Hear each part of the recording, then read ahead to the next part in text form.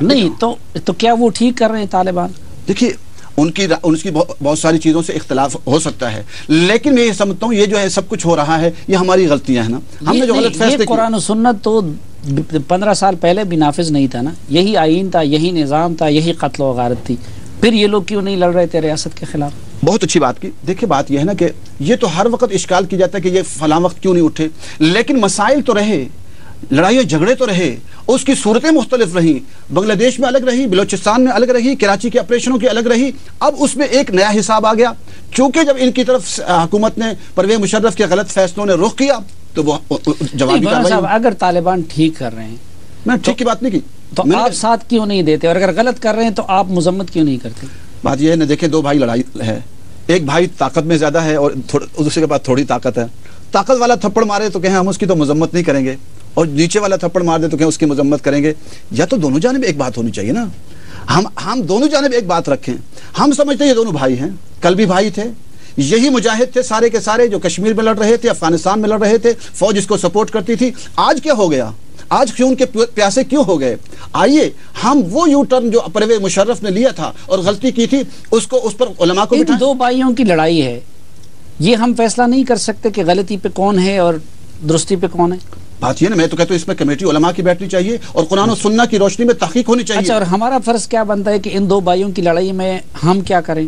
ہم یہ کوشش کریں کہ کیسے لڑائی ختم ہو سکتی ہے، اور وہ واحد صلح کی کوشش کریں۔ جی صلح کی، اور صلح ہوگی۔ انہوں نے خود آپ کو صلح کے لیے درمیان میں ثالث بنایا تھا، آپ نے اس کو چھوڑ دیا۔ جب میں نے دیکھا کمیٹی کے اندر جو بات وہ قرآن و سنت کی رکھ رہے تھے نا، میں نے کمیٹی میں پہلا سوال کیا، رستم صاحب بیٹھے تھے سارے، میں نے کہا آپ کے نفاذ اسلام کا ایجنڈا ہے؟ انہوں نے کہا نہیں۔ میں نے کہا قرآن و سنت کی روشنی میں مذاکرات ہوں گے؟ انہوں نے کہا نہیں۔ میں نے کہا سپریم لا قرآن و سنت، پھر جب بڑا وہ ہے، گھر کا بڑا آپ کسی کو بنائیں، جب وہ کہتا ہے اسی پر فیصلہ ہو جائے، آپ کہیں نہیں یہ کہاں سے آ گیا؟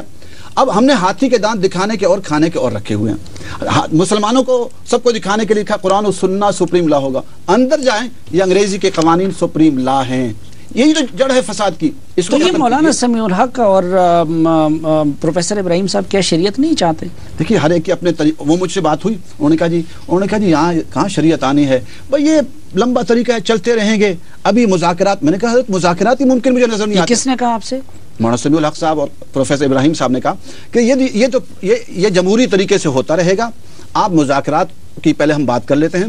میں نے کہا جی حضرت میں تو اس سے علیحدہ ہو جاؤں گا، مجھے مذاکرات ہوتے نظر نہیں آتے، مجھے معلوم ہے جو میری معلومات ہیں اور میں آج تک سنتا رہا ہوں، وہ قرآن و سنت کے نفاذ کا مطالبہ کر رہے ہیں، اور قرآن و سنت کے بغیر وہ گروپس مانیں گے نہیں، میں اس سے علیحدہ ہو جاؤں گا۔ اچھا مولانا صاحب، کچھ مجاہدین یا طالبان لال مسجد اور غازی عبدالرشید کے نام پہ ریاست سے لڑ رہے ہیں، ان کو آپ کیا نصیحت کرتے ہیں؟ آپ ان کو اون کرتے ہیں، ڈس اون کرتے ہیں؟ دیکھیے میں اس بارے میں، یہ جب یہاں پر ظلم و ستم ہوا تو انہوں نے یہ راستہ اختیار کیا۔ ہم نظریاتی طور پر پہلے بھی کام کر رہے تھے اور آج بھی نظریاتی اور فکری طور پر کام کر رہے ہیں، اور قوم کو یہ بتلا رہے ہیں کہ اس سارے جنگ و جدل کا جو ہے ایک ہی حل ہے کہ ہم اس ملک میں جو وعدہ اللہ سے کیا تھا قرآن و سنت کے نفاذ کا وہ عملاً کر دیں، ورنہ یہ جنگ و جدل ختم نہیں ہو سکتی۔ لیکن آپ قرآن و سنت کے نفاذ کے لیے پرامن جدوجہد کے قائل ہیں؟ دیکھیے میں یہ کہتا ہوں کہ پرامن بھی ہو سکتا ہے اور مسلح بھی ہو سکتے، لیکن میں نہیں کر رہا۔ لیکن اگر کوئی مسلح کرتا ہے میں اس کو غلط نہیں کہتا۔ یعنی طالبان ٹھیک کر رہے ہیں؟ جی میں طالبان کی بات نہیں کر رہا، میں مسئلے کی بات کرتا ہوں۔ حضرت حسین رضی اللہ تعالیٰ نے کیا کیا تھا؟ مسلح جدوجہد تھی۔ حضرت عبداللہ ابن زبیر نے مکہ ان کے سامنے تو کوئی پرامن رستہ نہیں تھا نا، ادھر تو پرامن رستہ ہے، اس لیے آپ اس پہ چل رہے ہیں نا۔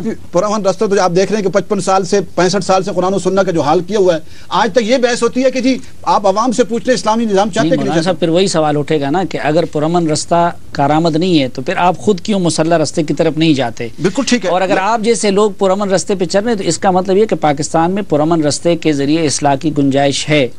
یہ ٹھیک ہے، ہم کوشش کر رہے ہیں، لیکن اگر کوئی مسلح طریقہ اختیار کرتا ہے، شرعی طور پر مسئلہ یہ ہے کہ اگر کہیں پرامن راستے نہیں رہتے تو پھر حضرت عبداللہ ابن زبیر نے کیا کیا تھا؟ حضرت عبداللہ ابن زبیر نے مکہ مدینہ میں خلافت قائم کرنے وہ جب نہیں رہیں گے نا تو پھر تو ٹھیک ہے، اب بھی تو یہاں تو ہمیں کوئی نظر نہیں آ رہا، تو آپ پھر کیوں پرامن کر رہے ہیں؟ یہ ٹھیک ہے، آپ میری کمزوری سمجھ لیں، لیکن میں یہ سمجھتا ہوں کہ اس وقت پرامن ہماری بات مانی جانی چاہیے، اور ہم عرصے سے کہہ رہے ہیں کہ اس ملک میں لوگوں کے مسائل حل نہیں ہو رہے، غریب غریب تر ہے، امیر امیر تر ہے۔ آپ دیکھ رہے ہیں کہ جو ہے پارلیمنٹوں میں کیا ہو رہا ہے، یہ ہیں کروڑوں روپیہ جو ہے وہاں شراب بھی بک رہی ہیں۔ ایک آخری سوال، یہ شریعت جو ہے یہ کیا اوپر سے نافذ ہونے والی چیز ہے، یا کہ مثلا اگر مسلمان سلیم صافی جیسے گناہگار ہوں گے، اور نظام تو انہی سے بنتا ہے نا. آپ کو جج کہاں سے ملے گا مسلمان، آپ کو صحافی کہاں سے صحیح بعمل مسلمان ملے گا. تو شریعت نیچے سے اوپر جانے والی چیز ہے یا کہ اوپر سے نیچے آنے والی چیز ہے؟ دیکھیں دونوں راستے ہوتے ہیں. جب شریعت کو نافذ کیا جاتا ہے تربیت بھی کی جاتی ہے، تربیت بھی کی جاتی ہے اور اوپر سے نافذ بھی کیا جاتا ہے. اگر آپ کسی چیز کو نافذ نہیں کریں گے، اگر شریعت نافذ نہیں ہوگی تو اچھے لوگوں کا چلنا بھی مشکل ہو جائے گا. آج کیا ہوتا ہے، ایک دفتر میں ایک اچھا آدمی ہے، سارے رشوت دیتے ہیں. جو اچھا آدمی ہے کہتا ہے یار یہ کہاں سے آ گئے، ہٹاؤ اس کو. آج اچھا آدمی بیچارہ برا بنتا ہے. آج ایک آدمی رشوت نہیں دیتا، ایک آدمی تجارت کرتا ہے وہ رشوت نہیں دیتا، اس کو کوئی کام پھنس گیا اس کو مجبوراً رشوت دینی پڑتی ہے. یعنی اچھا بھی برا بن رہا ہے. جب آپ دیکھیے پورا اب 200 صفات حمیدہ ہیں اور 150 صفات مذمومہ ہیں. بری صفات تکبر ہے، عجب ہے، لڑائی ہے، جھگڑا ہے. اچھی صفات اخلاق حسنہ. اب ہمیں پتہ ہی نہیں ہے، اگر سارا میڈیا اور سارے انتظامات کی جائیں کہ ہم صفات مثلا صبر پیدا کر دیں کہ انسانوں میں صبر ہو، ان میں ایثار کا جذبہ ہو، ان میں قربانی کا جذبہ ہو، ہم پوری قوم میں قربانی کا جذبہ پیدا کر دیں، ایثار کے جذبے پیدا کر دیں، اور خود بھوکے رہ کر دوسروں کو کھلانے کا جذبہ. یہ کون کا دے گا؟ یہ تو میڈیا ہی دے گا نا، یہ تو حکومت دے گی. یہاں سے یہ، اور اوپر سے سختی بھی ہو کہ جو چوری کرے گا اس کے ساتھ سزا ہوگی، جو ڈاکہ ڈالے گا اس کے ساتھ سزا ہوگی، جو ظلم کرے گا. یہ تو کوئی معاشرہ بھی نہیں چل سکتا سختی کے بغیر. اسلام بھی کہتا ہے کہ نرمی کی جگہ نرمی ہوگی تو دونوں ساتھ ساتھ چلیں گے. آپ بچے کے ساتھ کیا کرتے ہیں؟ نرمی کی جگہ اس کو کھلاتے پلاتے بھی ہیں، جہاں گڑبڑ کرتا ہے تو آنکھیں بھی دکھا دیتے ہیں. اگر آنکھیں نہیں دکھائیں گے تو بچے بگڑ جائے گا. تو اس سے سختی اور نرمی دونوں ساتھ ساتھ چلتی ہیں. بہت شکریہ حضرت مولانا عبدالعزیز صاحب درگاہ میں تشریف لانے اور ہم سے گفتگو کرنے کا.